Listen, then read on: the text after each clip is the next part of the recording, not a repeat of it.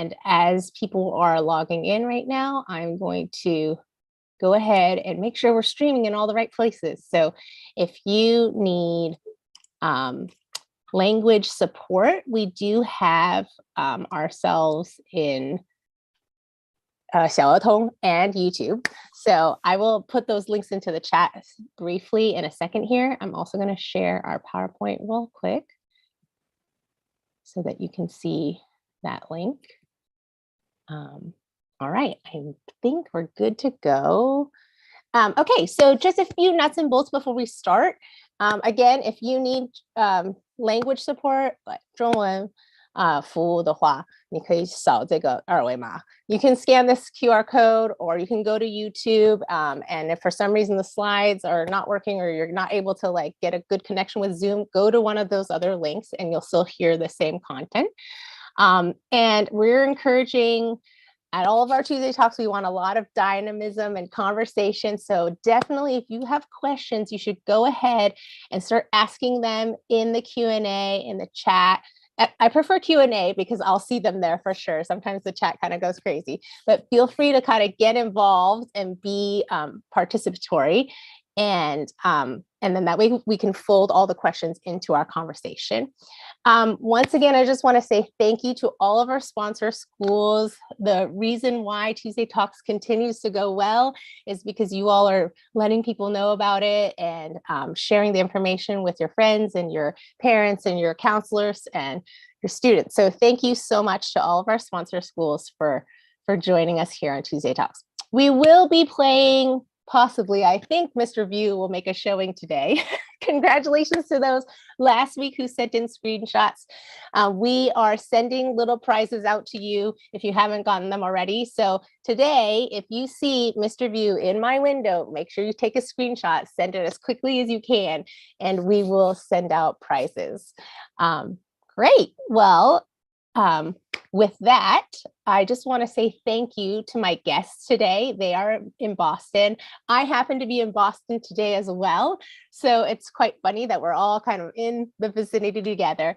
And I am honored to be with these colleagues. They are amazing. We've done some fun events before together, including seeing each other in person. We wish we could be traveling to all of your areas all over the world, but we're glad to have this medium to be able to talk. So thank you for joining us, Boston Schools.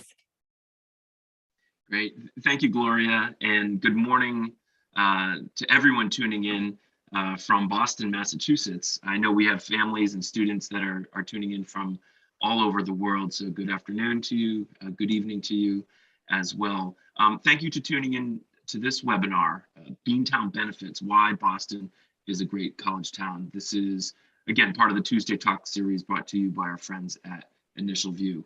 My name is David Weber. I work in the admission office at Boston College. I want to take just a moment and briefly introduce my colleagues and co-presenters. I'll have them give you a quick hello. Samantha Fifield from Boston University. Hello, 大家好, 안녕하세요. Katie Fulton from Northeastern University. Good morning, everyone. And Bridget Moore from Tufts University. Hi, I'm glad you didn't make me go after Sam. Yes, it's hard to follow up.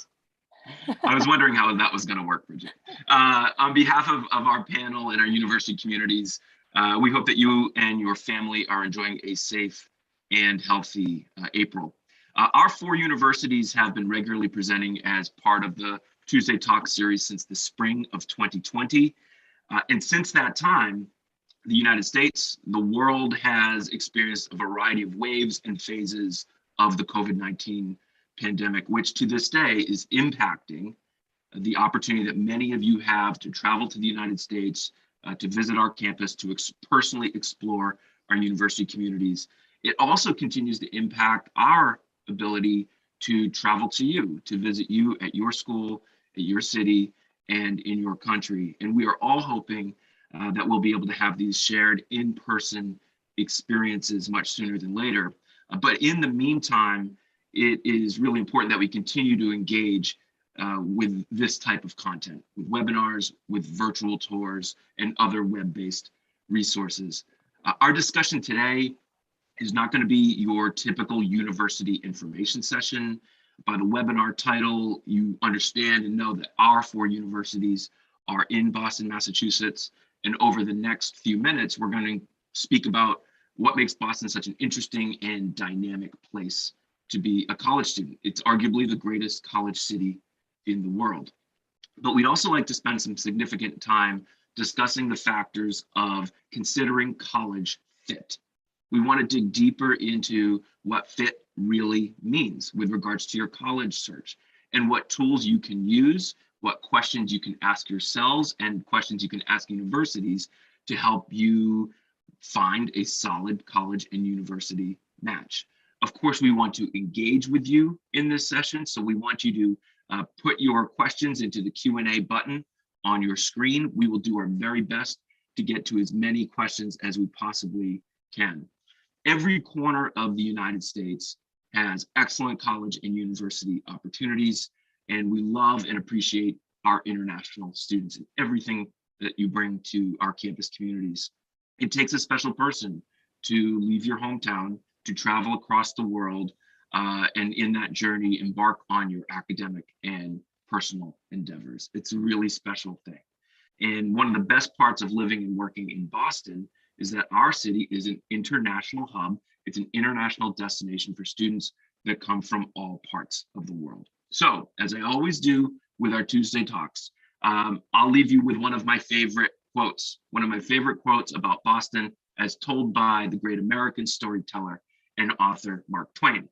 And Mark Twain once wrote that in New York City, they ask, "How much are you worth?" In Philadelphia, they ask, "Who are your parents?" And in Boston, they ask, "How much do you know?" Because this is America's college town. It is an international intellectual hub. And we're really proud and excited to tell you more about what makes our city so exciting. So I'm going to pass it along to my colleagues. You'll hear more from me in just a little bit. And whoever is next, please take the floor. Thank you.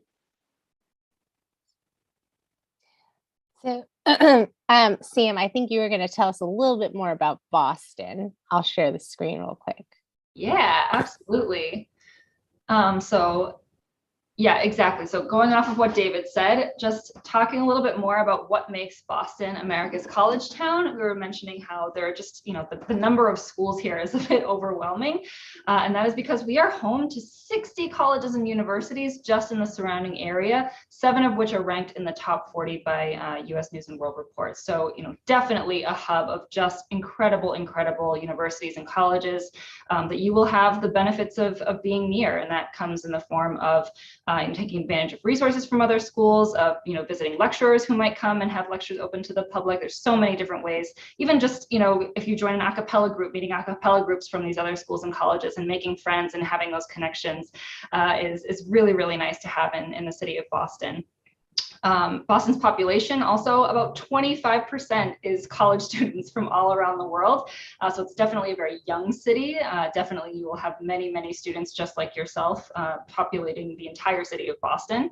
It's a very collaborative, a very academic environment with opportunities in every field. I mean, even just among the 4 universities that we have here, you can study just about anything that you have an interest in. So I think that's really exciting. And we're a very international city. We love our international students. Top 3 choice for best cities for international students for sure.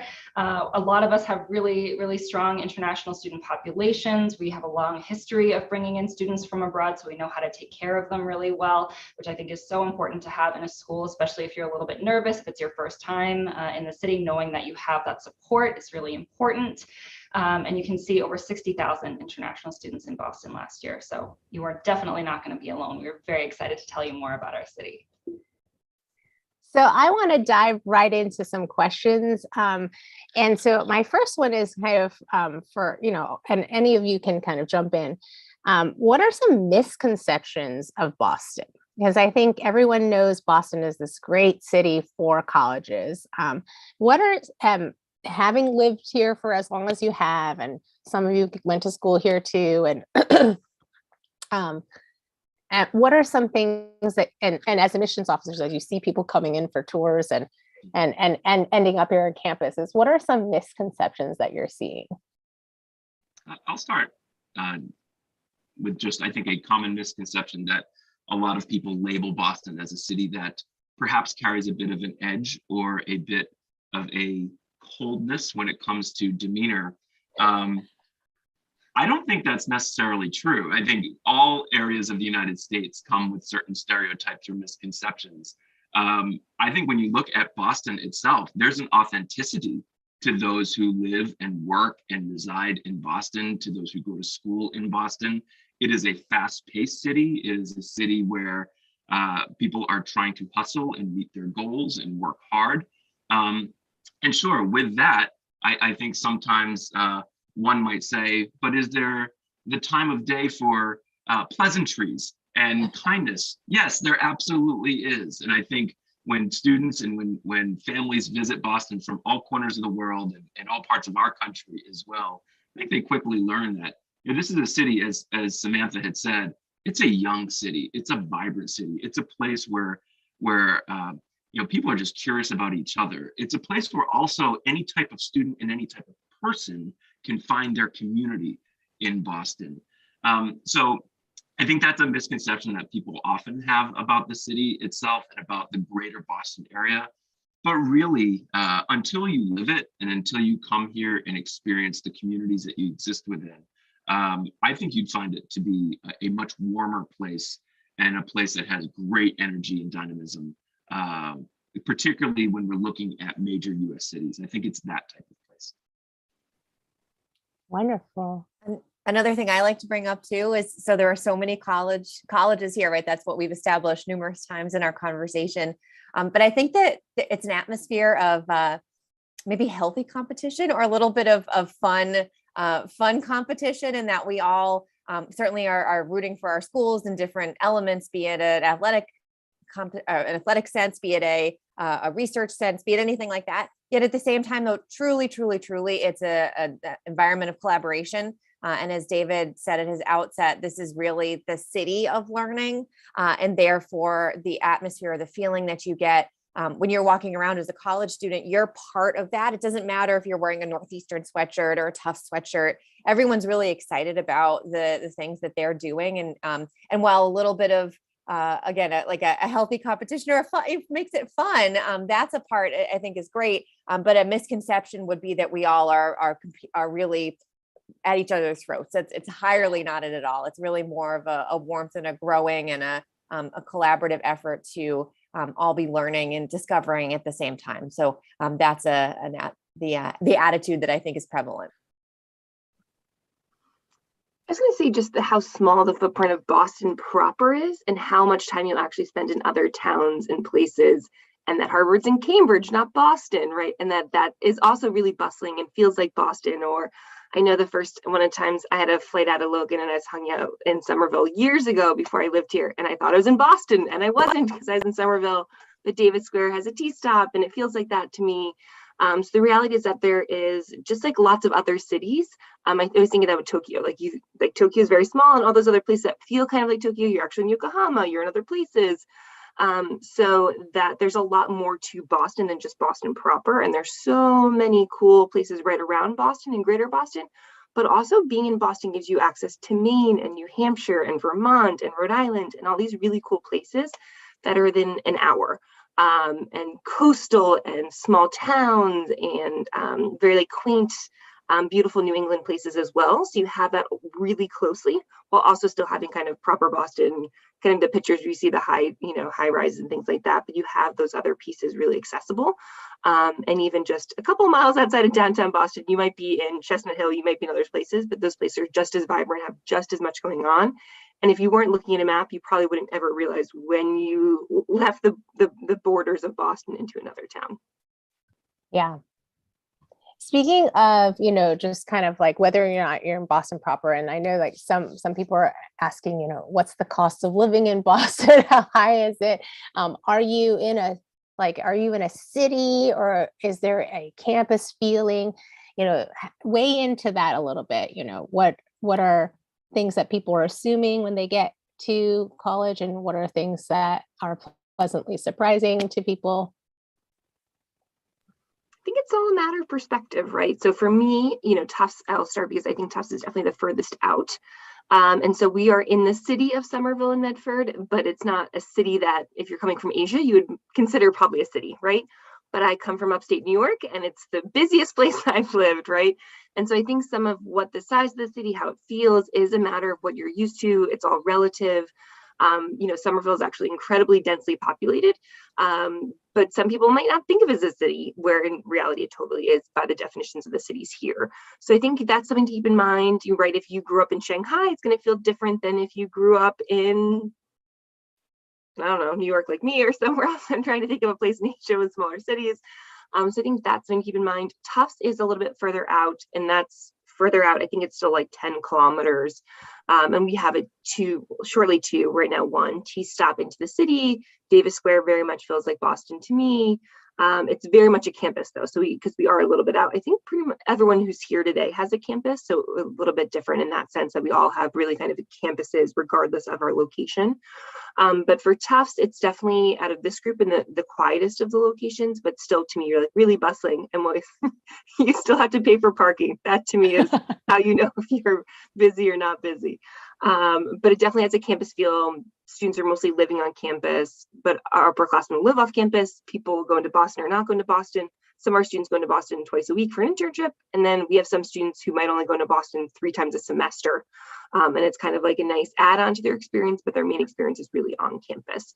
So a little bit different in that sense. But as Katie was mentioning, there's so many universities is that students will pop off to events at other places, go to, do different things with different friends.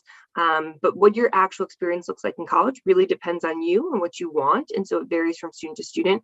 But I know at Tufts, an example of that, just how often people go to Boston can be really varied, and something that not everyone's doing on a really regular basis because of all the resources and things kind of right on campus.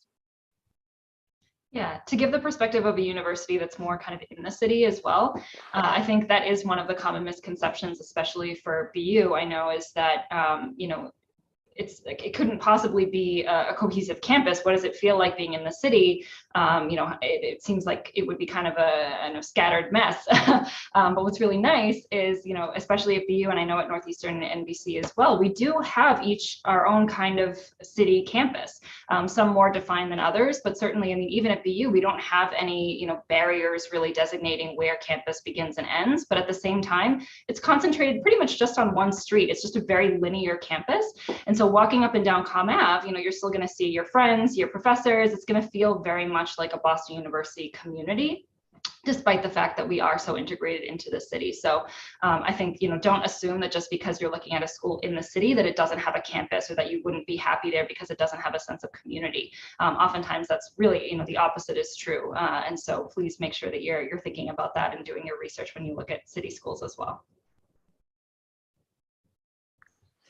So there's a question about safety and as we talk about factors that you're considering, when you think about location, when you think about other things about what you want in a college and university, for a lot of parents, the safety question is the question. So speak to, campus safety, but city safety and kind of greater Boston safety and what you all are seeing.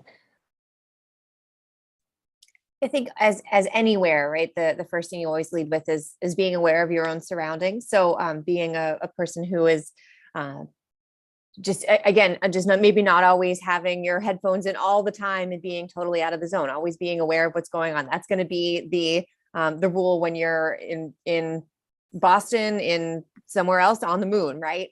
That's our first step. But I think as far as the city itself and my impressions of the areas that our campuses are in, it's really a place where students are looking out for each other, and we're used to seeing lots of students around.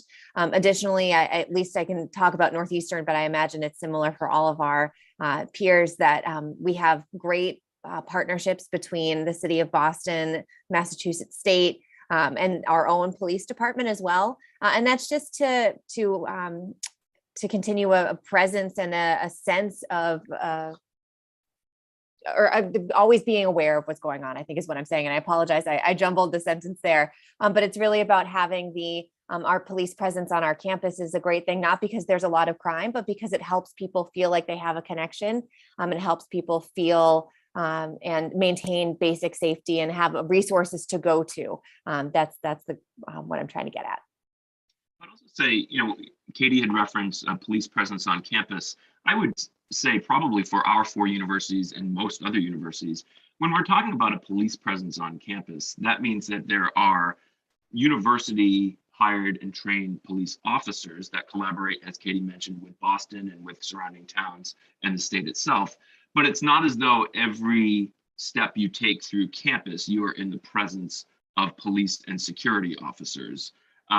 I think that type of experience would make you feel something, and maybe that wouldn't necessarily be, and maybe that would be a great sense of safety, but maybe it would also mean, wow, what does this community really represent if I need police presence this close all the time? That's not what it feels like when you walk through our campuses. You may see an officer on campus, you may see a variety of different security measures that are there. Every university has blue lights that are instantly trigger the university police system. So there's a variety of different security measures that exist on university campuses, but it's not as though you're living and continuously going to school and walking to class amongst this tense presence of security and police. It doesn't feel that way at all. Every university also has a lot of other resources, escort services that may be able to bring you from one location to another at particularly at any time really, but even at particularly late hours or very early hours of the morning. You will find yourself as a university student perhaps spending late evenings within study spaces or in collaborative projects with your peers. So if that's the case, walking together in groups from residential halls to libraries, or if necessary, if you feel as though you need accompaniment, calling campus safety or the police officers or an escort program to get you from one building to the next. But really, I think the vast majority of students that exist on all 4 of our campuses, if you were to survey them and ask them, do you feel safe on a daily, regular basis on campus? I think the answer would be yes. I think that answer would be yes. I was just going to add, I'm sure everyone has the same thing, but whenever something happens on campus or near campus, any of our campuses, not just the one we work on, we get a text. So you have a downtown Boston campus, not in addition to the town, right? There's one out in the city, like all sorts of different campuses for different graduate programs. And I'd say the text I get most often is someone in a science lab spilled a chemical. They have to evacuate the building for an hour so the fumes die off. But they do text people, so they'll let you know, like if something's happening around the area, even if it's not on campus, if there's something happening in town, they text everyone university-wide to make them aware. But I would say the one I will get like 3 times a month is someone's made a chemical spill. And I will say, I the reason why I'm in Boston, I was here for the Boston Marathon, and I was very impressed by just how well it was run.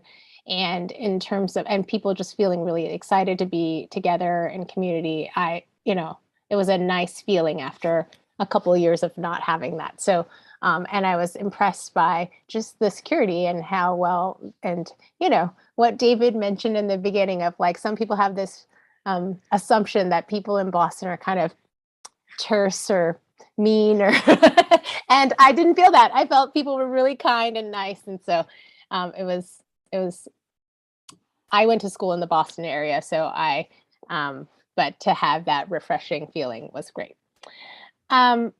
So I wanted to we're mentioning some of the things that you are supposed to be considering when you think about college fit. So I'm going to put the slides back up for a second, just so we can take a look at some of those factors again. And while I'm doing that, I think we talked about fit last week. And so for those of you who are at Tuesday Talks, you got to talk a little bit about this. So some of this is review. But we did talk about academic fit being kind of probably the most important. And, these 4 institutions, you all are very, academically rigorous institutions, selective institutions. But can you all kind of talk a little bit more about how to consider whether or not, and there are questions about this, like how a student can kind of figure out if they academically fit you. And in light of that, maybe some comments on, people are asking about SATs, testing, not just SAT, ACT, but also IB A level, there's a lot of uncertainty surrounding that globally, particularly in China right now. And so if you could kind of speak to that as well in terms of what would help a student kind of understand whether or not they're going to be a good fit for your campuses, particularly in that academic realm. Yeah, I think definitely one thing that I think students don't realize is trying to find your right fit school doesn't necessarily mean knowing exactly what you want. It's okay to also take what you know you don't want and incorporate that into building your list. Like if you definitely don't want to be in a suburb or like in a really, really small school, if you want to be in a bigger school, that's something to note. If you want a smaller international student population rather than a bigger one, that's something to note. Academically speaking, I think it's also important to know that your major is not necessarily, the major that you choose when you apply is not necessarily the end all be all, when you get there. Do you feel 100% confident in what major you want to study? That's great. You can research the schools, find the schools that offer that major, that have a really competitive program for that major. But if you're somebody who, like I was in high school, was not sure what I wanted to do with the rest of my life, I knew I wasn't going to be an astrophysicist, but outside of that, I really wasn't sure. So to look for schools that have, flexibility in their academics, that allow students to change their majors, or that schools that just offer a lot of things. If you have two programs, things that you're interested in, two majors that you might be interested in studying, are you going to be able to do that at certain universities? Or, how does that really work? I think that's an important thing to take note of as well. And I think what it really all comes down to also is don't be afraid to ask questions. Like, obviously you want to utilize the website first, and we don't want to get emails from students saying like, do you have a computer science program? Because that's something that could easily be searched online, right? You don't have to email us with those kinds of questions. But once you get into the weeds of how much IB credit am I going to receive, that is on our website, but it might be a little bit more difficult to find, and we understand that. So if it gets into those kinds of questions, please feel free to reach out to us. We're a great resource, and we really do love hearing from prospective students and families. We want to be as helpful as possible. That's what we do, right? So don't be intimidated. There's we're not tracking all your emails, to find mistakes in your English grammar or anything like that. We really just look forward to connecting with you and answering as many questions as we can. With regards to, so I'll just throw it out there, like understanding an academic profile. I think in the past, a lot of students and families would maybe take an earlier SAT, ACT, or like even a PSAT, ACT, and trying to kind of get a sense of like where they fit in terms of your ranges, or even, and I think a lot of people abroad, when their opportunities are fewer, are thinking, I don't know. And how do you know as well? And how do you understand the academic rigor of my high school when I don't have the classes that, these kinds of questions. So do you have any advice on how to go about thinking about that? Moving from we used to be able to kind of know this range is what fits here. Now we don't really have that. So what should we do? I think the hardest part about the US process is that there's no formula. There's no this equals in and this doesn't equal in. And the ranges are the ranges, but there's lots of other factors that can factor in for universities depending on their institutional needs, right? So sometimes gender, sometimes the areas of things you're interested in, that will also change it. I'd also say just the thing to keep in mind for ranges now is that a lot of us have been optional now for a couple of years. So those ranges are going up, right? Because students who are doing well are maybe choosing to submit them, and students who aren't doing as well or don't want to take it, don't choose to submit. So also keep that in mind. But also there are differences, right? So maybe what we're looking for, like in a classic student, I don't really care how good you are at math if you want to study classics. If you want to study engineering, there's a different expectation for your math level, your math rigor. So there's all these other nuances that go into it. I think what you should be comforted by is the people on this panel and the people who represent these schools have a really long history with international recruitment, with international travel, who know your counselors. We're seeing some familiar names in the group, which is so nice, miss seeing people in person. But we have a lot of resources at our disposal and information we keep to make sure we're assessing schools correctly. And we don't know every school in the world. We just don't want, we don't, right? But there are things that we do to reach out and learn more. And even this group here, we use as, colleagues and support. And sometimes if I have an applicant from a school I'm less familiar with, I might email Northeastern or BU and be like, I know you have students from here, or I know you travel a lot in this region. Can you tell me a little bit more about this school? And kind of do that deep dive. That's on us. That's our responsibility to be able to really understand where you're coming from. Obviously, things like IB, national curriculum, lots of those schools we know. There's a reason why we travel in the fall, and it's not just because we like to go eat dim sum and do different things, is we are really getting to know your school, the curriculums, the differences, all of those pieces, what you can and cannot do in your own context, and take all of that into account. That being said, the schools on the screen are in an enviable but difficult position where we're getting way more applicants than we can ever possibly admit. So just because you're in a particular range or things like that doesn't necessarily mean anything. And there are definitely students who have really expressed a strong fit for our academic program, our university, that we've taken, who maybe TOEFL is a little softer, but they submitted a video and we really got to know them. Or, they're interested in an academic area that's a really niche thing at Tufts and the faculty is really excited to have them. Those kinds of things also make a difference in the US process. And I'm saying that to say that's also why you apply to a range of schools, that you're not just picking one set school that all has a single digit or low double digit acceptance rate, right? You're applying to schools where you might be happy in different locations, different places, because there is no guarantee, because every year is a different year. And every year when we get up after New Year's, we find out what our year is going to be like. And we don't know until then, right? Until the application deadline hits. So you should apply to places that have you maybe a little bit above profile, maybe you're hitting the profile. If there's a school that you really love and you want to reach, and maybe your number's a little softer, you can do that.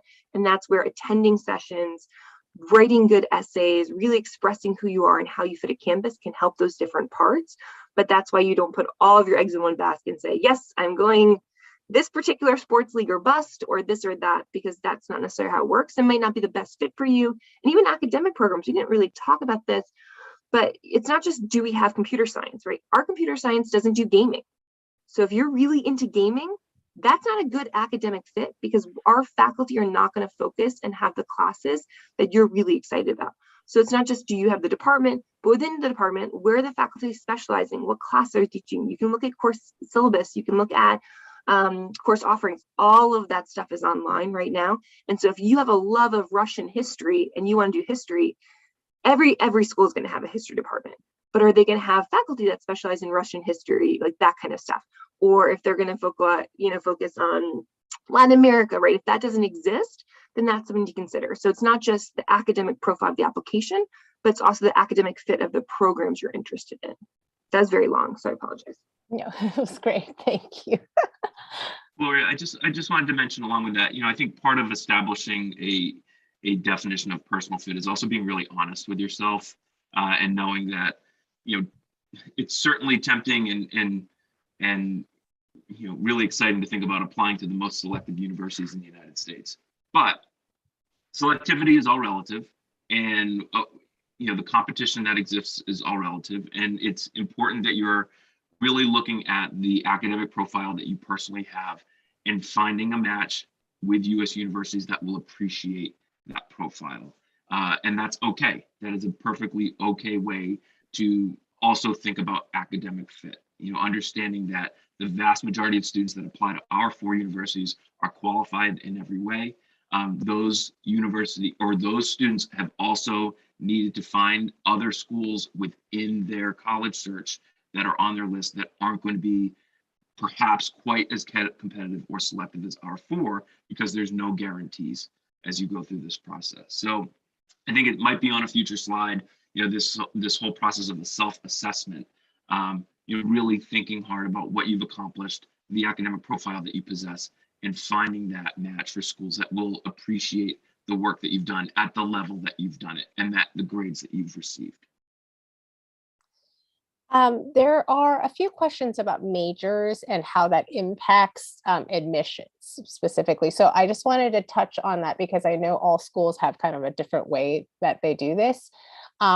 So I guess for the 4 of you, do you all have major specific admissions? Does that impact admissions? Is it harder to get into certain majors? Do you need to declare that kind of thing? And then there's a question about whether or not you can change majors once you get to campus and things like that. So any kind of color you can give on your institution. So we ask students apply into a major when they apply to Northeastern. It's all under one umbrella for undergraduate students. However, within that, there are different colleges that students would be kind of living in, if you will. So we ask that students do pick a major, and we'll consider you for admission to that program. Though generally, I would say that our evaluation has become, frankly, more generalized over time, and that our students are all very academically competitive. And that look to see if you're a fit for your major is just to be sure that we can ensure that you'll be academically successful. So if you're interested in an engineering track, have you taken math? That sounds very basic, but those kinds of things we just want to double check to ensure our students' ability to be successful. Once enrolled here at Northeastern, we have a lot of flexibility, especially in your first 2 years when it comes to switching between majors. And also too, we find, just to actually address the question you asked, Gloria, about competitiveness of certain programs over others. We have certain expectations for there to be 100 students in engineering, 200 students in business, 300 students in computer science, whatever those are. And each year those we tend to see trends of students applying in those ways. So we are able to fill those programs. We don't encourage students to pick a major because they think that's the easiest one to get into. That kind of trying to play the system won't work for us. And because it's all under the same umbrella. So we really truly do want students to be able to hit the ground running in the program they think they're interested in, hence why you pick the major, and we'll make sure that you're all set from there. Yeah, exactly. And so to highlight how we're all a little bit different, Boston University does not require that you choose a major necessarily. We do have an undeclared option. You have to choose at least one of our 10 schools and colleges. So we have a general idea if you're interested in business and engineering and arts and sciences, but you can apply undecided. Undecided is actually the most popular major for incoming students to Boston University. So if you don't know what you want to do yet with the rest of your life, you are not alone in that department, which is really nice. If you do come in undecided, you have until the end of your sophomore year to declare your major. So you have plenty of time to figure that out. We kind of pride ourselves on being quite flexible in that you can take classes across any of the 10 schools and colleges, regardless of the major that you've been admitted to. You can change your major, you can move across the different schools and colleges. And so that is something that we see students doing a lot, is either they have multiple interests, so they want to be in 2 different schools or colleges, or they change their mind over time and want to transfer to a different school or college. You can do that at BU. And so, yeah, there's a lot of different options, a lot of different ways to kind of build your academic program. We have academic advisors there to help you as well. But yeah, that's a little bit more about BU in particular.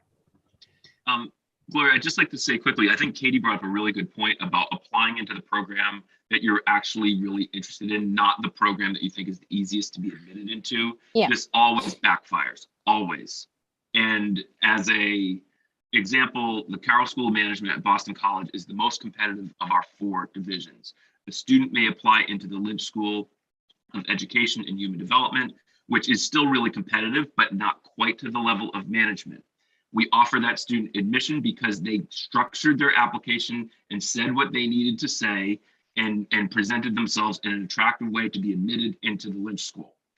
As soon as they were admitted, they then email me and ask for an internal transfer into management. It's not going to happen. It doesn't happen.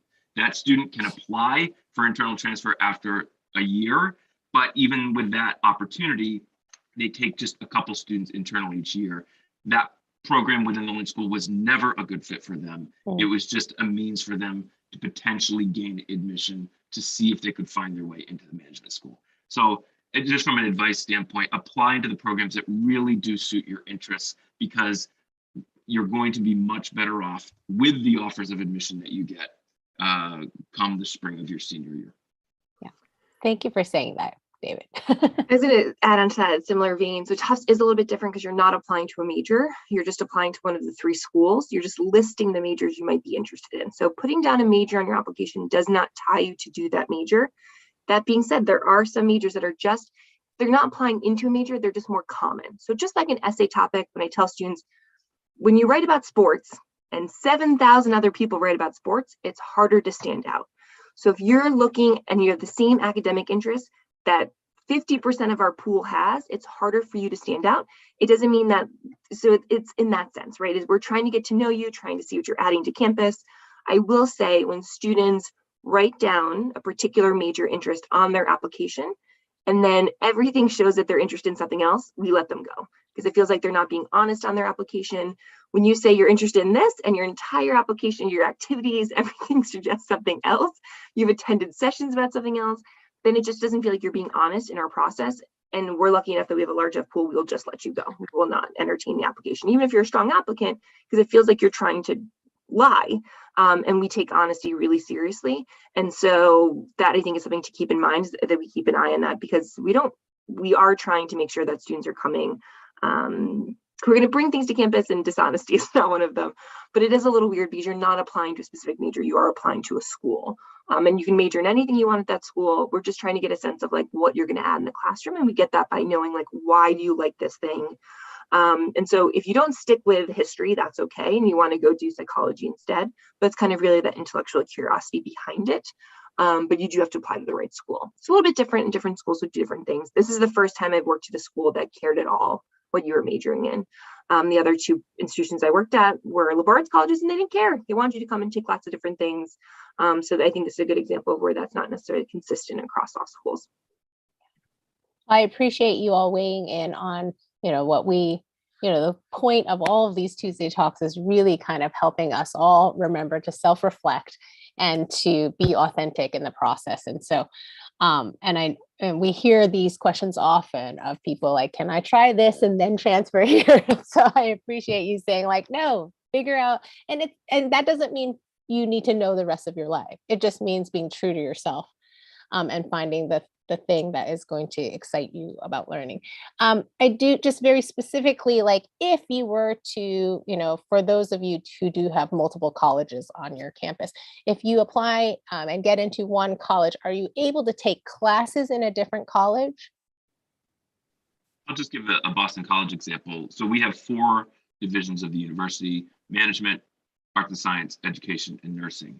And absolutely, students can take classes across all of the divisions. There's some nuance to it. So a student in management, education, or nursing can reach into arts and sciences and actually pick up double majors. It's really a popular, well-supported option. But students in arts and sciences can at best reach out into management or education and pick up minors. So there's some nuance to it. You can't do whatever you want, but there are opportunities for you to really craft academic programs and interests that fit whatever you want to do, but you might not get 2 majors out of it. It might be a major and a minor instead of 2 majors, or it might just be exploring an elective class just for the sake of exploring too.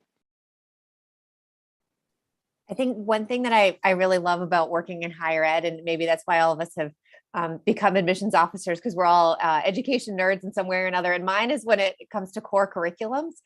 So to address your question, Gloria, to echo a little bit of what David said too, students can take classes in other realms, and actually it's really encouraged, especially at like liberal arts kinds of schools. It's absolutely the thing that you do. But for core curriculums themselves, really take a look and read into how a school wants to actually truly approach your academic trajectory, and the themes behind the learning that you'll do, and the way that the school is encouraging you to have exposure to a variety of different areas. Because while we want students to be engineers who can build bridges that are going to stay standing, we also want our students to be graduates from Northeastern and truly be citizens of the world that are able to converse with people from everywhere, or that are able to really express themselves. And those elements come through in some of the core curriculum courses that we encourage our students to take.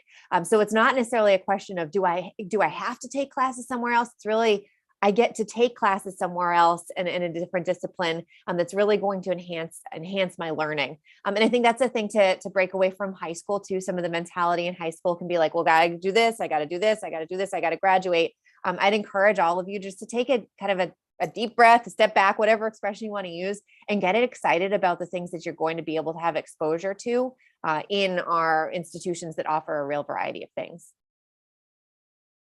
Wonderful. And that all of the things that you're saying are good segues into this kind of next topic. Like, how do I find out like what the core curriculum is? How do I find out, this other information that sets you apart from each other?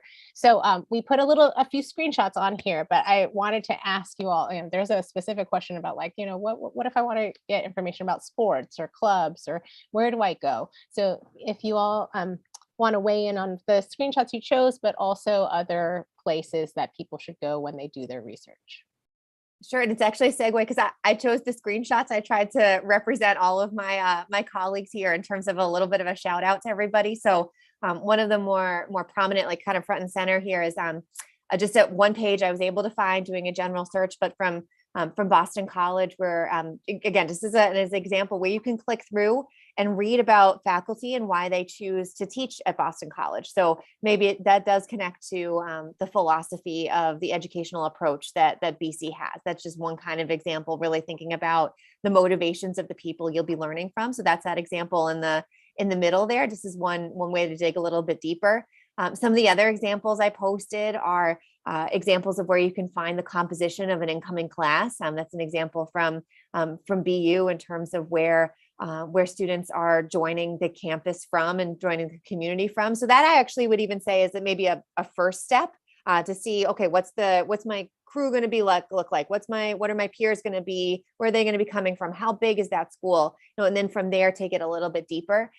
We also too, I loved as far as the higher ed nerd piece goes, maybe another element or just the variety of organizations you can be involved in. This is one where you take it a little bit of a deeper step. So for Tufts here, we have a list of all of the different organizations that are in university sponsored or institution sponsored that students can join. But I know from experience with Northeastern, sometimes you have to get to that next level of student run web to find a little bit more about what the true experience is like. So that's why I wanted to highlight actually a little bit of a contrast. We have our Northeastern admissions Instagram page, we have a Twitter feed, all those things, right? Where we're going to tell you great things about the school. We're going to give you all the quotes. We're going to give you all the deadlines. But then a quick reference below is that we actually have students here who are doing unofficial pages all the time about their experiences, and that happens everywhere. I've traveled last week with one of our current students who was recording herself the entire time we were traveling because she has a TikTok page, a relatively prominent one that tells about the real student experience. So she might be with me traveling to talk about Northeastern in Houston, but at the same, the next week she's posting about being in line at the dining hall because that particular day kind of stunk. But then the next week she's in class talking with a professor. So I think really finding some of those instances where you can have these shiny pieces on front, right? All the images and the messages that we want to convey to you. But then I do encourage all of you, just as any good consumer would, is to just take that extra level and talk with people and find ways to get their real perspective about what things have been like for them. So lots of different ways you can, and lots of different themes. Like, is it academic? Is it social? Ideally, you'll find a combination of all.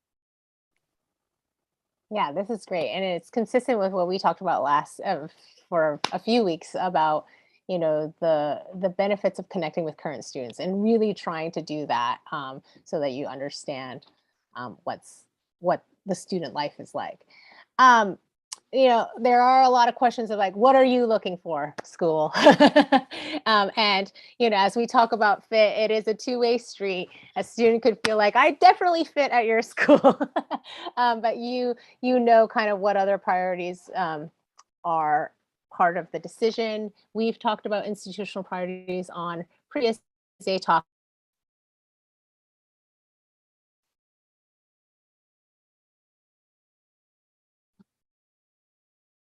Did we lose her for a minute? Just for a minute. The Yeah. application process. Gloria, sorry, you cut out for a minute. Did I cut out? All right. Okay.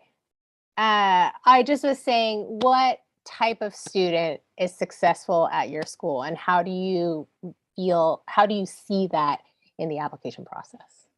I put some of the points on this slide, and I think there are certainly far more factors than just these that help us determine fit for prospective students and for applicants, but these are just a few that come to mind. I think one thing to consider is that every university exists for a reason. It was established for a reason.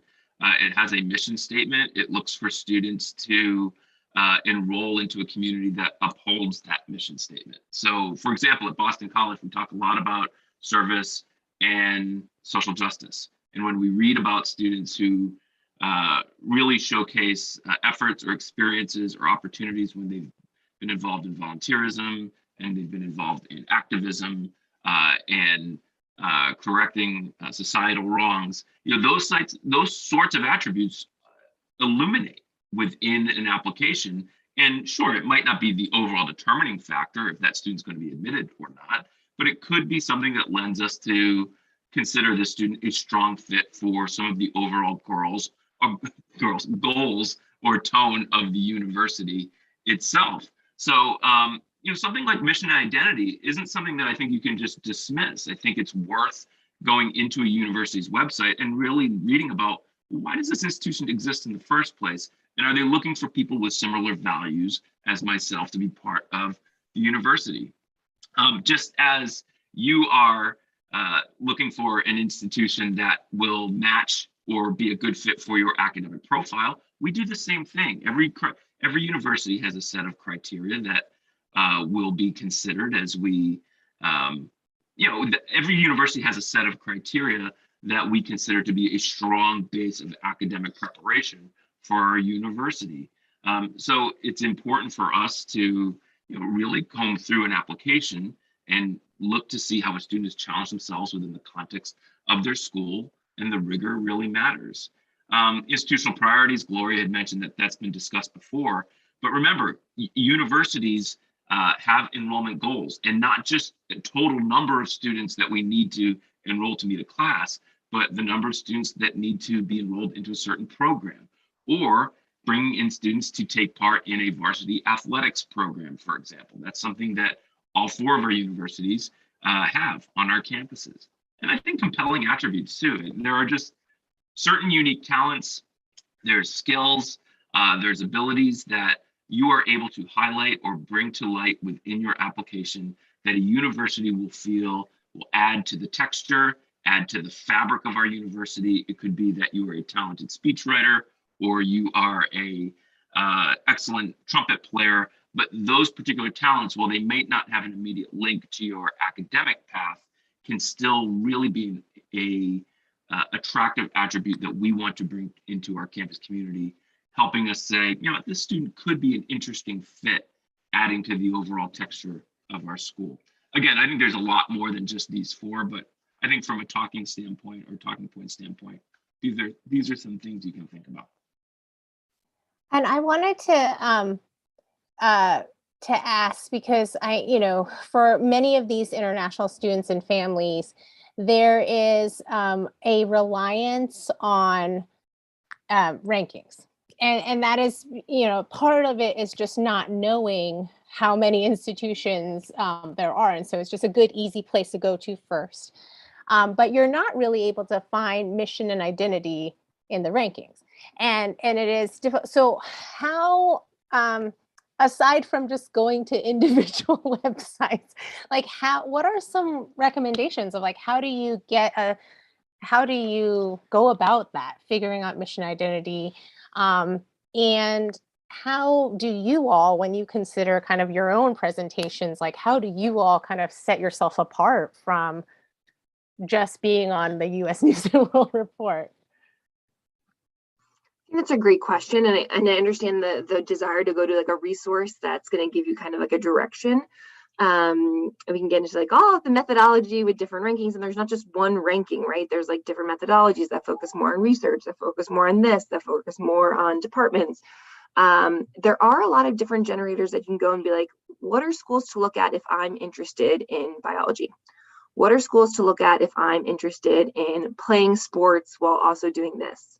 There's different things that you can go to, and the College Board have resources. You can put in different factors. So I want a school that's around this size. I want a school that has these different opportunities. I want a school with a core curriculum and no core curriculum, those kinds of things, and start getting information that way without just going straight to a ranking list, right? Because what I always say is like that ranking is not going to keep you warm at night. It's not going to make you happy. If you're in your dormitory and you're miserable, who cares if it's 5 spots higher than a place that you would have been actually really happy at? Because it's not just about, the end goal is not getting in. Right. This is our part in the process, but the end goal is that you are graduating from a school that you had a great opportunities at, that you took advantage of what was offered, and that you're graduating with a degree and that you're able to go into the career of your choosing, right? That's the end goal. And if you are miserable and unhappy because it's too big, it's too small, it's too rural, it's too urban, the campus body is just really competitive and you don't want to be a competitive school. The campus body is too laid back for you. The campus body is too politically active for you. If those are things that aren't making you happy and you're just sitting in your dorm room taking classes, you're not going to get the most out of the experience. You're not going to be doing internships and clubs and networking with peers and making connections with faculty because you're not happy. So there's lots of other resources to go to be like, okay, what are some things I like? And it's really just starting in the same place. I understand, in different country contexts, the rankings also have a different context. It means different things, but there's so many opportunities in the US, and you have to have an open mind. And no one can force you to have an open mind, and no one can force your parents to have an open mind. But there's so many opportunities where you can go and have a great experience and do so many amazing things that at a place that you might not have heard off of the bat. I live here, I work in this field, and I'll go to fairs and I'll hear of a school I've never heard of. And I might talk to the person and they hear some cool things, like, what a cool school. They offered this, they offered that. There's so many opportunities. And I'm not going to say how long I've been in admission, but I'm still learning about new schools that are in the US that I just didn't know because my geographic location, or I looked at small schools when I went to college. And so some really cool options just weren't on my radar. So I think you have to push yourself to look beyond just a number and really think about what you actually want, what atmosphere you actually going to thrive in, and then you can start to narrow down, right? It's too many schools to start off with just kind of no pathway. But if you're thinking about, some of you are lucky enough to have counselors who are great resources and know lots of different schools and lots of different opportunities to kind of guide you. For not everyone who has a counselor, there's different ways to, like I said, College Board has some searches. There's a bunch of different kind of generators of like putting things in that will start to kind of get a list. And once you have like maybe 5 or 10, you can also start to see, like, they'll let you know kind of what's similar to this school. If you like this school, maybe look at this school. And then at that point, when you have a smaller pool, you can start to be like, okay, let's do a little bit more information. Let's learn a little bit more. As far as what we focus on, I've worked on a couple different institutions, and everyone offers English, everyone offers math, everyone offers history, right? But what Katie was talking about a little bit, there are differences in curriculum. Like, so what classes are you actually required to take? That varies school to school. How many, what's the student body like? Tufts is a place where students like to be active and they like to share their voices and make those voices known. That's not been necessarily true everywhere I've worked. Different levels of, like, how often are people going to city? Are people in a city all the time? Is the school focused on sports? Is there Greek life? Like, all of those things start to really affect what your day-to-day life looks outside the classroom. How accessible are your faculty? Are they classes taught by professors? Are they taught by TAs? There's no wrong or right there, but it's good to know. Are you going to be in a class of 300 students? Are you going to be in a class of 8 students? And for some students, they thrive in 300, and other students need to be in 8.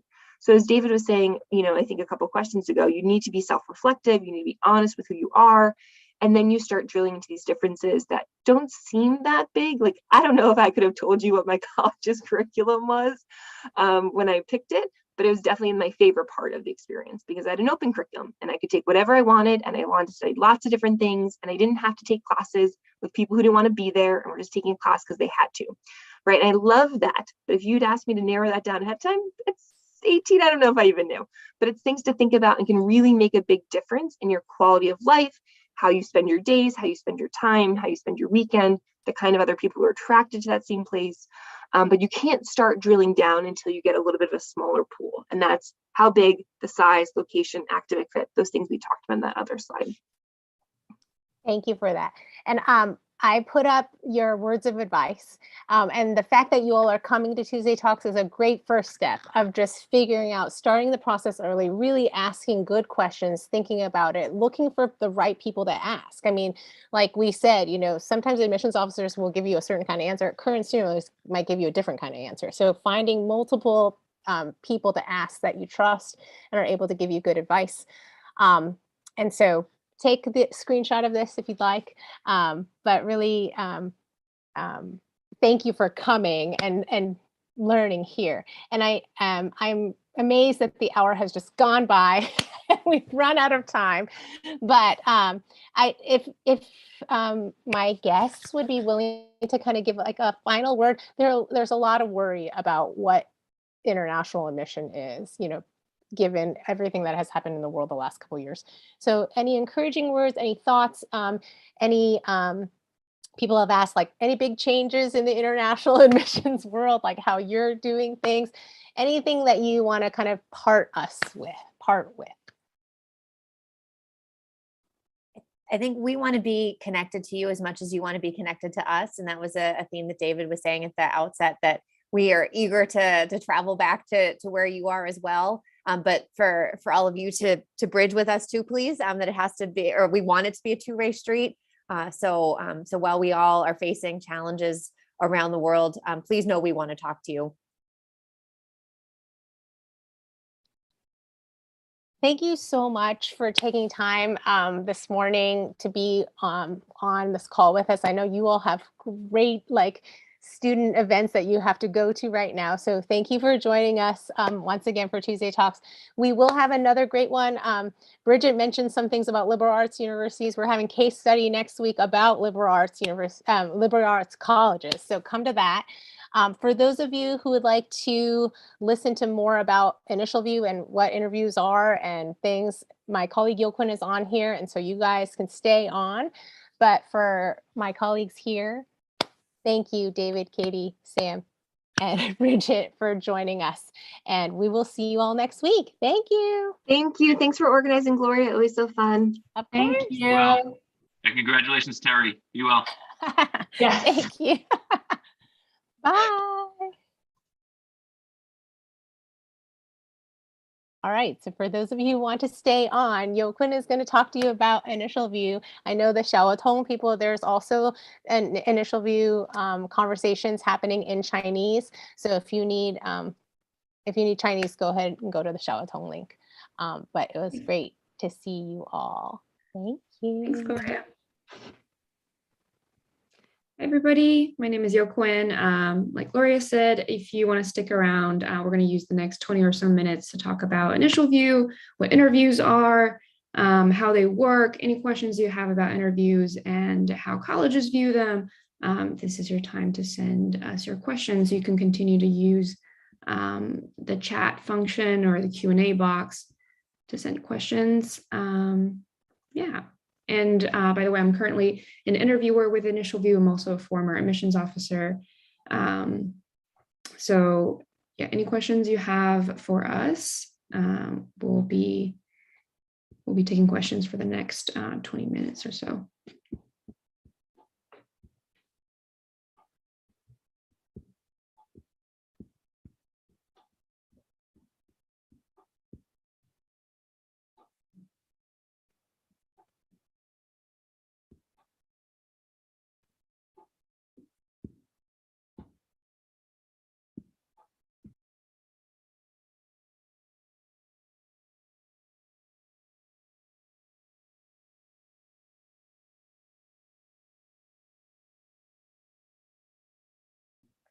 Okay, so we have a question. How long are interviews? It depends, but for the most part, they hover around the 15-minute mark. Some are a little longer. They can go, as long as 18, 19 minutes sometimes, and some are a little shorter. But for the most part, we stick with the 15-minute mark. And, we try to move through as many questions as possible and many topics as possible to make sure that we're letting the students show what really, stands out about themselves, the things that they want to highlight to admissions officers. And it's more of a conversation than actual question, answer. But yeah, for the most part, they're around 15 minutes.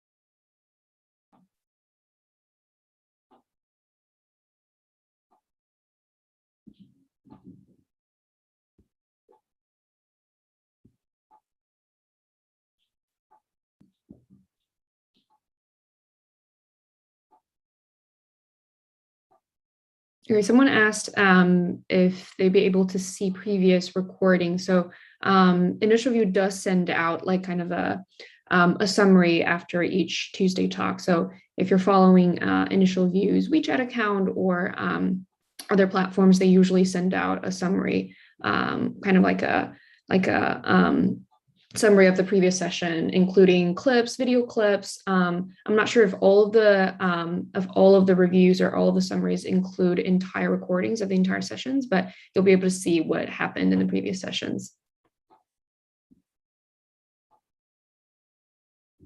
Okay, so we do have another question. How do college admissions officers look at interviews done with Initial View? Will they watch the entire interview? So I will say that each admissions officer likely uses Initial View interviews a little bit differently. So for me, when I was an admissions officer at a liberal arts college, so what I used to do is that, and for people who are not familiar with kind of the review process or how it actually like visually shows up for admissions officers, for most of us, we use a platform called Slate.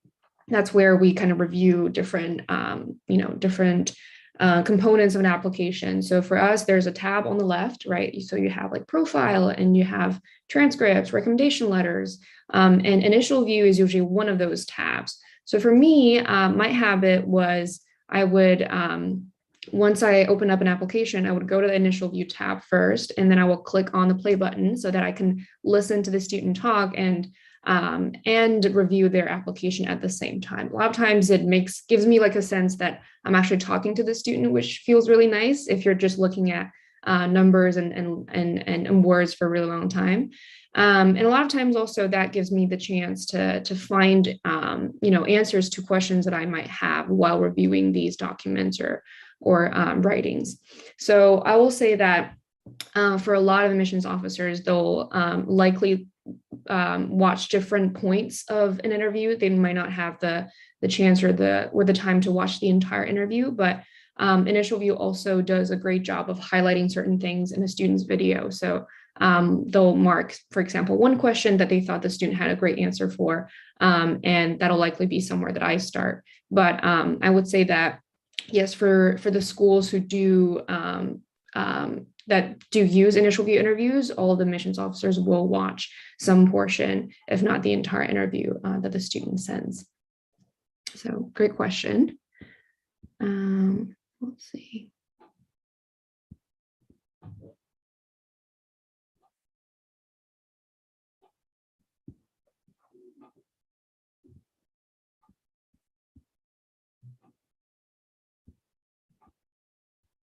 Okay, so there's a question about the content of the interview. So what people usually talk about, what students are asked.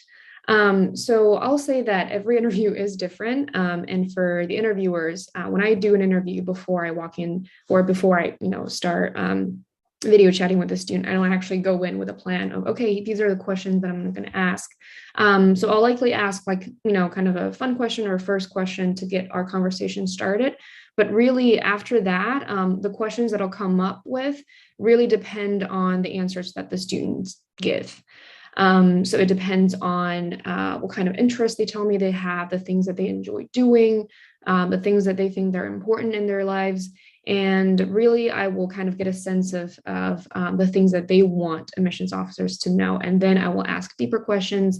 I will dig a little deeper in terms of the reasons behind the things that they, why they enjoy certain things. And I will ask second tier questions. But for the most part, interviewers do not, go into an interview knowing the questions that they'll ask. And really, every interview is a little bit different. So there are no set questions for an interview. If you ask me like, oh, what's a question that you always ask, or what's kind of like a standard question, there really aren't standard questions that we ask in interviews. It depends on how the conversation flows between us and the interviewee.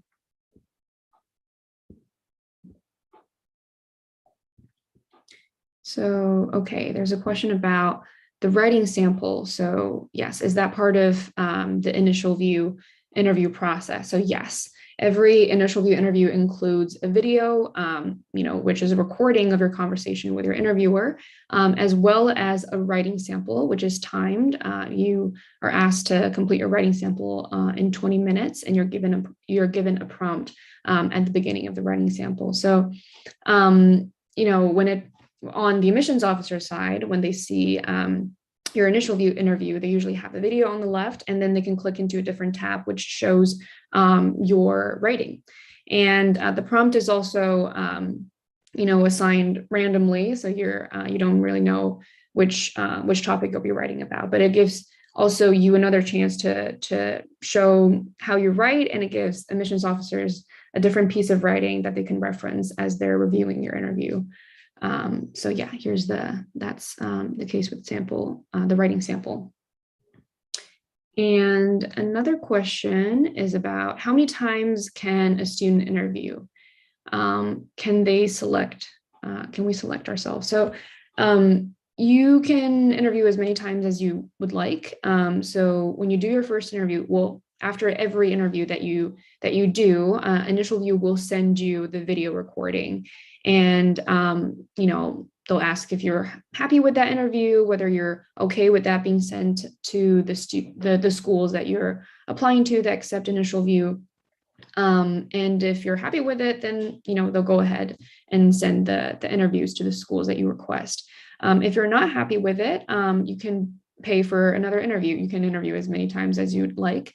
We do recommend that students just, stick with their first interview. Sometimes I think students overthink, and they're like, okay, oh, I didn't answer that one, right. Or, I didn't get the perfect answer, or whatnot. And, we always just say that don't overthink it. The first try is likely, your best interview. So just stick with the first one. But if you're really not happy with it, of course, you can redo the interview and just pay for additional interviews.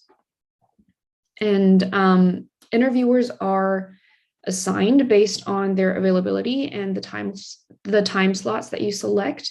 So you cannot request to be interviewed by certain interviewers. It's just whoever is available at the time that you requested. But there are lots of time slots available. When you want to schedule your interview, just go ahead and look at the calendar, and there'll be lots of times offered, early morning times, evening times, based on different time zones. So you'll have lots of options. Okay, there's another question. So will all universities check our interviews? So I would say yes. The colleges and universities that do accept initial view, their admissions officers will look at the interviews. So, at least I would say, just from my own experience, every admissions officer in our office looked at the initial view videos, because it was actually the highlight of our review process, because we get to see the student, we get to see them talk and, articulate their passions and interests, in real time, really, right? So we don't really get a chance to meet our applicants for the most part. So I would say if a school accepts initial view interviews, you can trust that their admissions officers will look at the videos that you send. And for a full list of all the schools, of all the colleges and universities that accept initial view, you can go on their website and you'll get to see, there are hundreds of schools that are partners with initial view.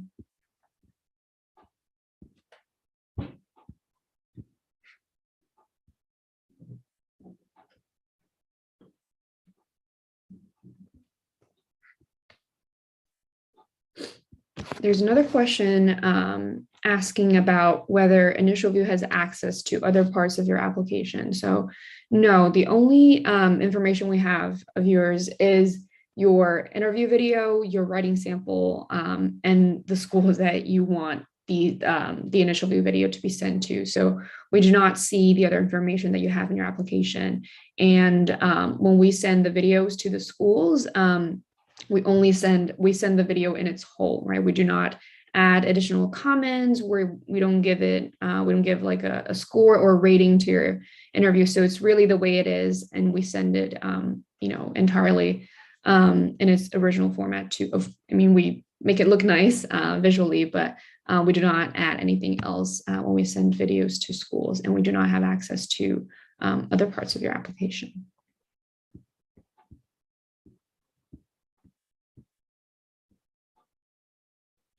So there's a question. So when we're writing the writing sample, do we have access to a translator or the internet? Can we use other resources?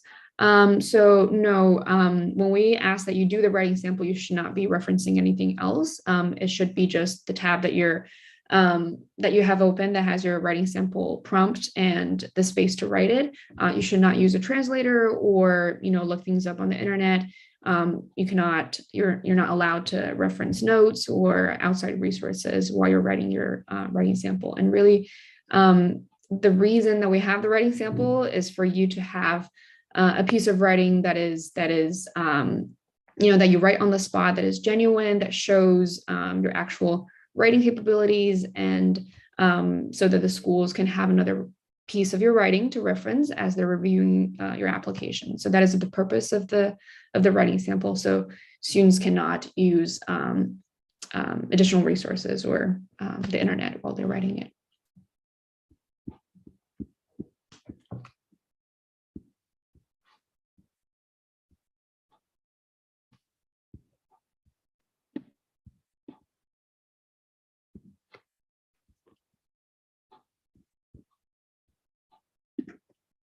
Oh, and just to follow up on something else that we talked about just now. So you can actually look up the entire video replays of recordings of the previous Tuesday talks in this link that I just sent in the chat. So if you want to watch previous Tuesday talks, you can just go ahead and it'll have all the recordings available.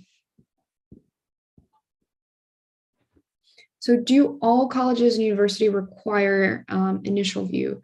So not all of them do. I will say that every college and university has its own policy in terms of interviews. Some, have 3 different ways you can interview. Some only has 1, right? So my previous school, we accepted in-person interviews that are offered by our office. You could also do third-party interviews such as Initial View, which was very popular. And you could also do alumni interviews, which are also an option for a lot of schools. So you're interviewed by alums of the college. And not all universities require Initial View, and not all universities require interviews either. So my recommendation is for all the schools you're interested in to look up their interview policy. First of all, is it required? What are the ways you can interview with them? Is Initial View an option, right? So Initial View is very easy and I would say flexible, and you can just do one and send to as many colleges as you would like. But if there's a certain school that is not, for example, Initial View partner, and you would like to interview with them, it's also worth the time to look up, other ways to interview with them. But for the most part, Initial View has lots of partner colleges that you can send your video to.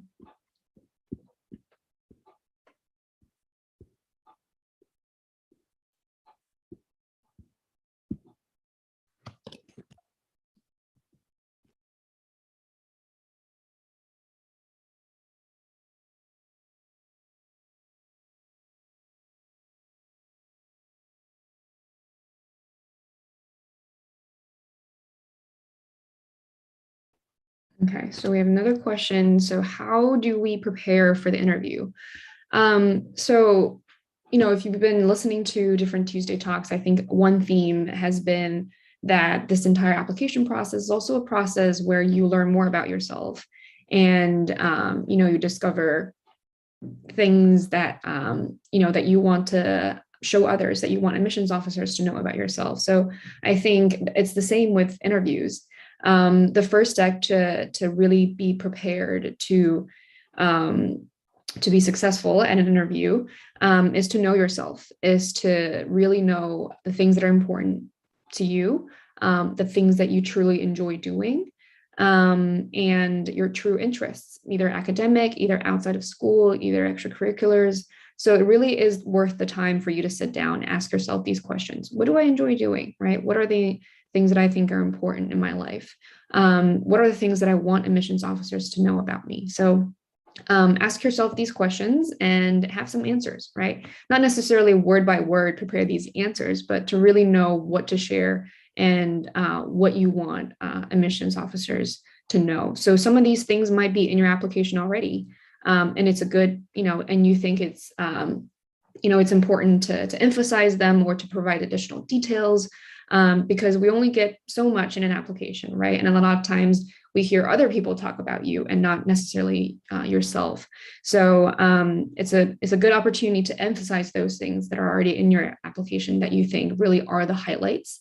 And also it's important to really think about what things are not in your application that you also feel like is crucial for admissions officers to know, right? So those are the questions to really ask yourself.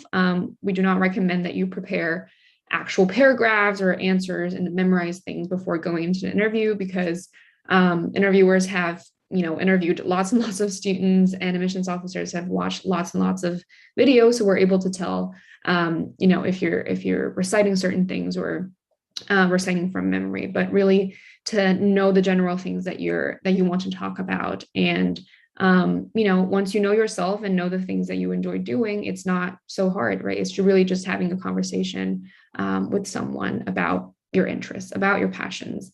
So those are my suggestions. And we actually hit the time, so we're at 9:20. So thank you for those who stayed and asked questions. We'll have this portion after every Tuesday talk. We'll stay for an additional 20 minutes to answer any questions you have about initial view and also about the interviewing process. So we'll see you next week if you're around, and everybody please stay safe and have a great morning, afternoon, evening, and take care. Bye-bye, everyone.